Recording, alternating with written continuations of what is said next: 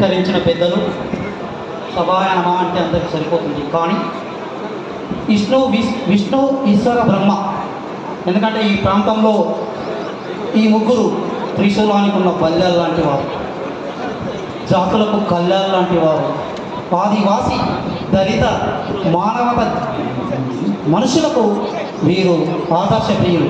ఎందుకంటే ఈ సభలో ఈ మహానీయుడి వర్ధంతి సాక్షిగా క్షణముఖ యుగం ముందర ఎందుకు మిత్రమా నీకు అంత తొందర 2 నిమిషాలు మాట, ఆ 2 నిమిషాల్లో ముగించుతాం. జయంతి సందర్భంగా వీరికి ధన్యవాదాలు తెలియజేస్తూ, అన్న ఈ మహనీయుల సభలు గ్రామ సభలు నిర్వహించాలి. ఇది నేను అనుకుంటున్న విన్నపాలు, మా వేడుకోలు మీకు వినిపించే వేళ ఈ సమయం. నేను ఒక మాట చెప్తున్నా, ఆ మహనీయులు మహానుభావులు అతిరథ మహారథులు అందరూ మాట్లాడారు. ఎంత మాట్లాడే వాళ్ళకు చాలా పదాలు తక్కువ. కానీ ఈ సందర్భంగా మీకు ధన్యవాదాలు తెలియజేస్తూ, మా ప్రతి పదాన్ని పదులు పెట్టి పత్రికల్లో ప్రకటించే పాత్రికేయ మిత్రులకు కూడా ప్రత్యేక ధన్యవాదాలు తెలియజేస్తున్నాం. ఈ మహానుభావుడి మహాసభలు నిర్వహిస్తున్నప్పుడు మా సమస్యను పరిష్కరించాలని ఒక చట్టంలో నేను ఎక్కడో చదువుకున్నాను. ఇవాళ ఈ వేదిక మీద నేనున్నానంటే ఆనాడు ఆంగ్లేయుల నుంచి భారతదేశంలో ఆంగ్లో ఇండియన్స్ పెట్టిన మొత్తం లాస్ట్ చట్టం ఏంటంటే 1935 యాక్ట్ మాత్రమే. ఆ తర్వాత రాసింది బాబాసాహెబ్ అంబేద్కర్ గారు రాసిన భారత రాజ్యాంగ చట్టం. ఇప్పుడు చాలామంది అంటారు మనువాది అనే వ్యక్తి మన భారతదేశంలో మాత్రమే జీవిస్తున్నాడు. కానీ మనవాది డాక్టర్ బాబాసాహెబ్ అంబేద్కర్ ప్రపంచంలో జీవిస్తున్నారు. వింటున్నారా? ప్రపంచంలో జీవిస్తున్నాడు.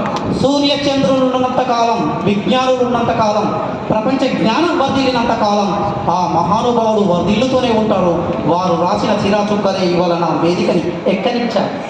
నేను ఒక ఆదివాసీ బిడ్డగా ఆ రోజు భారత రాజ్యాంగాన్ని రచించడానికి ఎవరున్నారయ్యా మేధావులని కాంగ్రెస్ ప్రభుత్వం ఆలోచిస్తూ బాబాసాహెబ్ని గుర్తించినప్పుడు అన్నాడు, అంటరాని వారైన అరుంధతి నక్షత్రాన్ని బ్రహ్మణులు చూపించినట్టు అంటరాని వారినైనా నన్ను పిలిచి రాజ్యాంగాన్ని రాయించడానికి ఇచ్చిన కాంగ్రెస్కు ఆనాడు ధన్యవాదాలు తెలియజేస్తుంది ఆ మహానుభావుడు. ఇవాళ ఒక్కరోజే మాట్లాడడం కాదు, పెద్దలు అందరూ మాట్లాడారు. ఈరోజు ఒక్కరోజే మాట్లాడడం కాదు.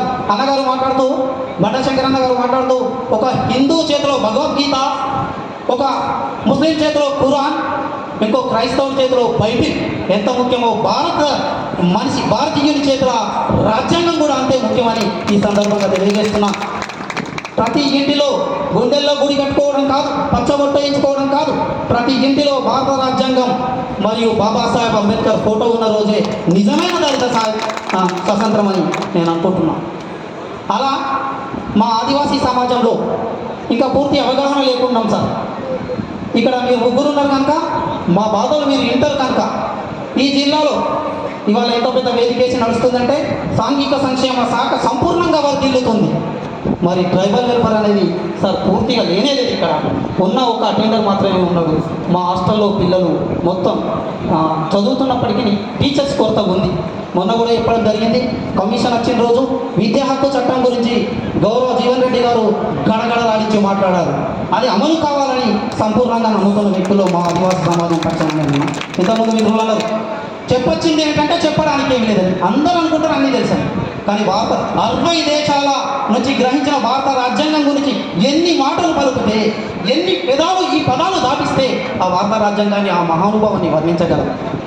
అంతేకాదు, ముగిస్తున్నాను ఇక్కడ దయచేసి. ఇంకోటి సార్, మేము అడవిలో ఉన్న ఆదివాసీ జాతి మాది. ఇలా పైన వేసుకొని పబ్లిక్లో తిరుగుతున్నామంటే ఆ మహనీయుడు రాసిన యాక్ట్స్లో భాగమే అని మీకు విన్నపిస్తున్నా. అంతేకాకుండా సార్ ఇంతకుముందు చెప్తూ కనీసం ఇక్కడ వాళ్ళకు వీళ్ళకు కమ్యూనిటీ భవనాలు ఉన్నాయి. కానీ మా ఆదివాసీ సమాజం ఈ ప్రాంతంలో నివసిస్తుంది జీవన్ రెడ్డి గారికి బాగా తెలుసు.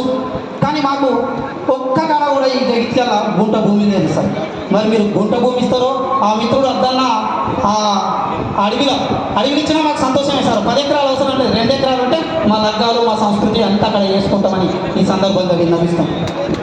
ఇంకోటి ఏంటంటే విద్యను విమర్శించబోకు, చదువు అనేది మనకు బంగారంతో తయారు చేసిన బర్త్డే కేకు, అనవసరంగా తిరగబోకు, అవమానాల పాలు కాకు, చదువుల్లో అవ్వాలి చాకు, అప్పుడు చేయి సోకు అని చిన్న కవితో చెప్తూ ముగిస్తున్నా. ఒకటి మాత్రం ఈ సందర్భంగా చెప్తున్నా సార్, ఒకనాడు బండశంకర్ అన్న ఇదే వేదిక మీద నుంచి మాట్లాడడం జరిగింది. భారతదేశంలో ఉన్న కరెన్సీ నోటుపై బాబాసాహెబ్ తలుచుకుంటే అసెంబ్లీలో ప్రవేశపెట్టవచ్చు. మీరు మాట్లాడితే ఇక్కడ పాస్ అవుతుంది, అక్కడ పాస్ అవుతుంది, అక్కడ నుంచి పైన కూడా పాస్ అవుతుంది కనుక మీరు ఆ ప్రయత్నం చేయాలని కోరుకుంటూ, రాజ్యాంగపు వరాలు కింది వరకు అందడం లేదు సార్. మా దళితుల ఆదివాసీల పక్షాన్ని అయితే రాజరంపల్లి గ్రామంలో మీకు విన్నపించుకుంటున్నాం ఇది. ఎందుకంటే ఒక సర్కారు బాగానే ఒక మహానుభావుడు కోటీశ్వరుడు సర్కారు బాగుని చక్కగా జరిపిన ఘనత ఉంది. ఒకసారి ఆలోచించాలి. ఇక మాకు తాగునీరు కూడా తాళడిల పరిస్థితిలో ఉన్నాం. ఇక మీకు అన్నిటికీ ఎప్పుడు పడితే అప్పుడు లోయగూడెం గురించి చెప్తున్నా. దయచేసి మా ఆదివాసీ ప్రాంతాల్లో అభివృద్ధి చేస్తానని ఆశిస్తూ ఈ సందర్భంగా ఈ అవకాశాన్ని ఇచ్చినందుకు మీ అందరికీ ధన్యవాదాలు తెలియజేస్తూ ముగించుకుంటున్నాను.